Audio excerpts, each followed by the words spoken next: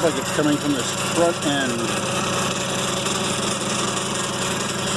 Definitely wasn't doing this last night or during the test drive.